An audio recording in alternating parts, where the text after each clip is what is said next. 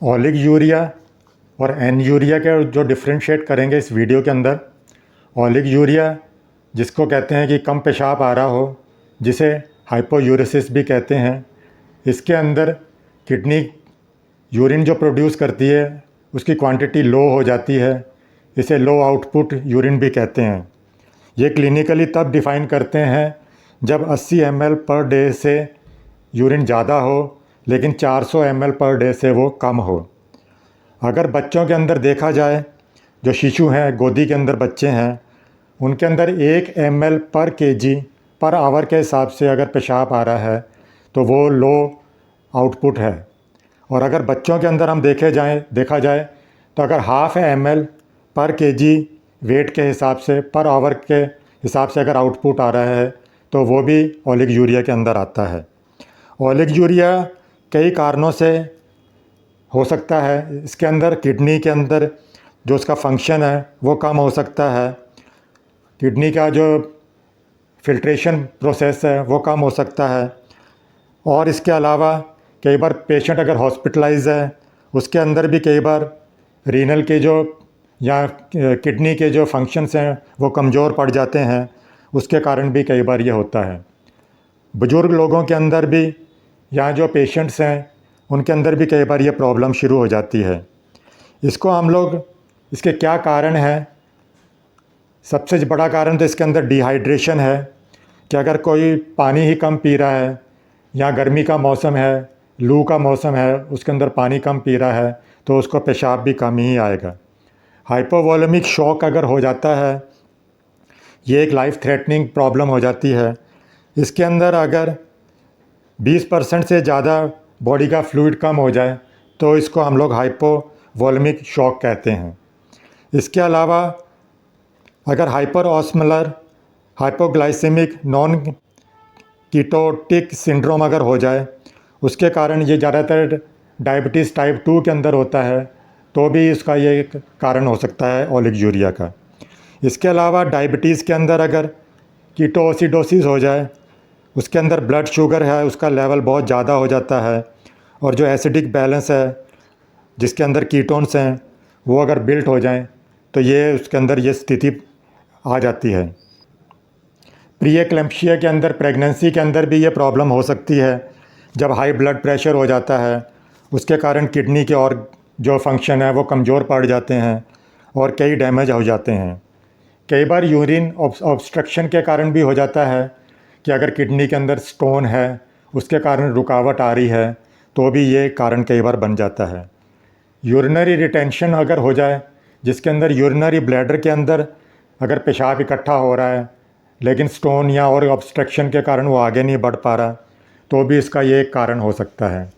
कई बार urinary track infection UTI के कारण भी ऑलिग यूरिया हो सकता है। किडनी फेलियर के अंदर भी ये हो सकता है, और मल्टीपल ऑर्गन डिसफंक्शन के कारण भी ये हो सकता है। एनयूरिया किसे कहेंगे हम लोग?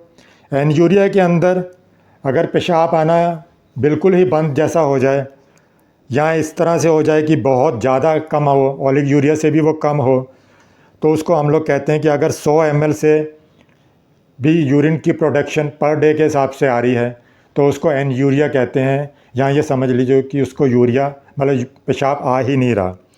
ये ज़्यादातर तब होता है कि अगर किडनी पूरी फेलियर हो जाए, उसके अलावा कई बार प्रोस्टेट इनलार्जमेंट हो जाए, उसके कारण अगर ब्लैडर के ऊपर ऑब्स्ट्रक्शन आ रही हो, तो भी ये कई बार कारण हो सकता है। इसके अलावा कई बार जो ब्लड सप्लाई है किडनी की, वो अगर कमज़ोर हो जाए तो ऑलिग यूरिया के साथ में कई बार एन यूरिया भी हो जाता है। रीनल डिजीज़ के अंदर भी ये कई बार एंड स्टेज के अंदर होता है। पेशाब बंद हो जाए, कम आ जाए, ये सब उपसर्ग कई बार इतने ज़्यादा बढ़ जाते हैं कि कई बार पेट के अंदर, ब्लैडर के अंदर पेशाब इकट्ठा है तो भी वो पेशाब नहीं कर पाता। और कई बार हैजे के अंदर जब स्टेट ऑफ रिएक्शन शुरू हो जाती है, उसके बावजूद भी उसको अगर पेशाब नहीं आता है तो फिर हम लोग कई बार उसके अंदर होम्योपैथिक मेडिसिन्स भी देते हैं।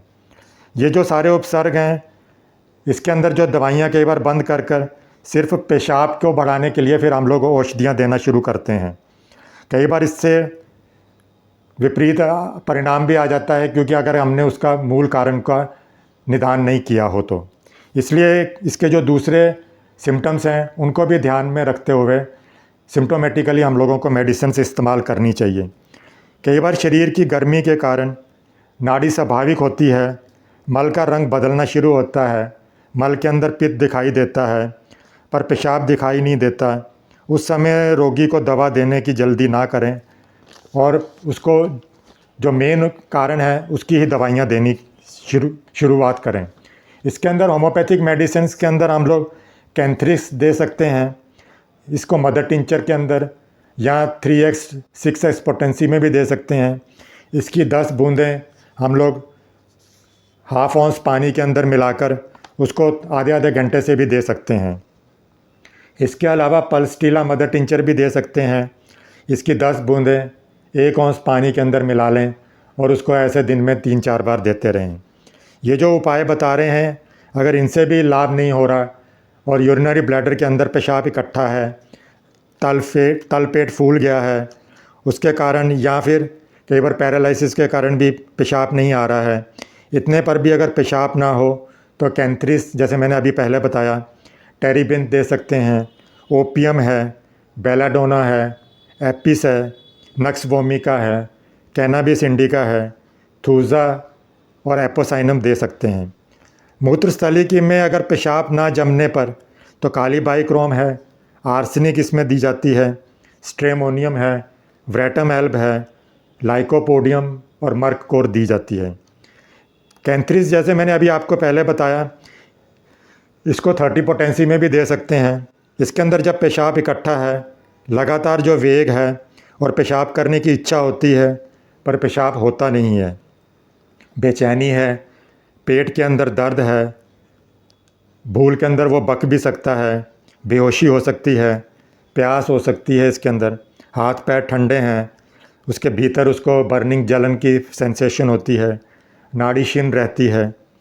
जो यूरेमिया है उसके लक्षण भी कई बार इसके अंदर आ जाते हैं, उसकी वजह से अकड़न भी हो सकती है, स्पाज्म खींचन हो सकते हैं, खाने पीने की अनिच्छा हो जाती है, इसके अंदर अधखुली आँखें हैं, विकार के भाव आ जाते हैं, रह रह कर वो उठ बैठता है, काटने को दौड़ता है, मारने की दौड़ता है, एंक्शियस रेस्टलेसनेस है इसके अंदर, पेल है, रिज्ड अपीयरेंस इसके अंदर हो जाती है, बर्निंग इन एब्डोमन है, abdomen very sensitive to touch है, फ्रीक्वेंट इसके अंदर ineffectual desire to urinate है, पेनफुल रिटेंशन है, सप्रेशन ऑफ यूरिन हो जाता है, यूरेमिक कोमा हो सकता है, डेलीरियम इसके अंदर आ जाता है, कन्वल्जन्स हैं, कोलैप्स हो सकते हैं, फीबल पल्स हो सकती है, हाथ पैर ठंडे हो सकते हैं, burning pain while the surface of the body feels cold.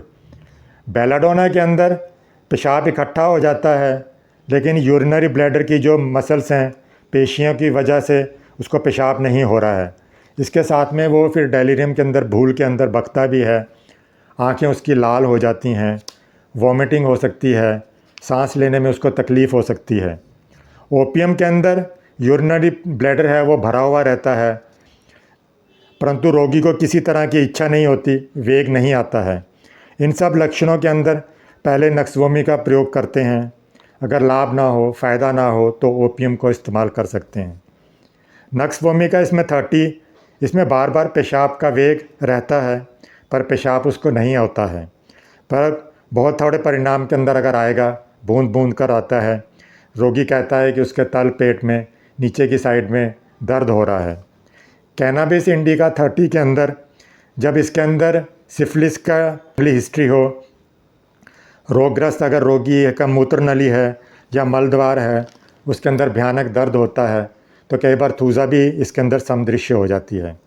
टेरिबिंथ इसके अंदर 3x के अंदर देते हैं जब मूत्र नली के अंदर मूत्र नहीं है और वो सदैव खूब वेग के साथ में उसको लगता है कि आएगा, पेशाब बंद होने के साथ साथ पेट भी उसका फूला हुआ रहता है और क्रमशः बढ़ता जाता है, नाड़ी इसमें क्षीण है, सांस लेने में तकलीफ़ है, अनिच्छा भाव रहता है, जीभ गहरे लाल रंग की है, चमकीली हो जाती है, टंग वेरी रेड, सोर, ग्लोसी, एक्सेसिव टिम्फिनेस है, बहुत ज़्यादा गैस बनती है, वायलेंट स्ट्रेंगोरी इसके अंदर रहती है, पेशाब आने में दिक्कत होती है। The appearance of the tongue and the meteoristic distension of the abdomen and the urinary symptom इसके अंदर बहुत ज़्यादा होते हैं, तो टेरिबिंथ कार्य करती है। काली बाइक्रोम इसके अंदर जब पेशाब रुकने के साथ साथ कमर में दर्द होता है, मूत्रनली में जलन होती है, कष्टकार पेशाब का वेग आता है, नाड़ी जो है वो पुष्ट नहीं होती, कमज़ोर होती है, पेशाब बिल्कुल भी नहीं इसके अंदर होता, तो मर्क और भी इसके अंदर समदृश्य हो जाती है। एपिस 30 जब पेशाब यूरिनरी ब्लैडर में बहुत इकट्ठा हो जाए पर पेशाब नहीं निकलता या फिर बूंद बूंद 1-2 बूंद करके निकलता है और वह बार बार पेशाब जाने की चेष्टा करता है।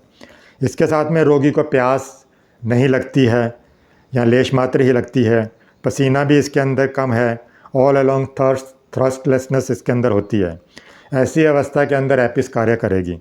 इसमें भी कभी कभी मूत्रनली के अंदर जलन है, डंक मारने जैसा दर्द होता है, पेशाब का जो वेग है वो जल्दी जल्दी कई बार होना शुरू हो सकता है, लेकिन बूंद बूंद ही ज़्यादातर रहता है।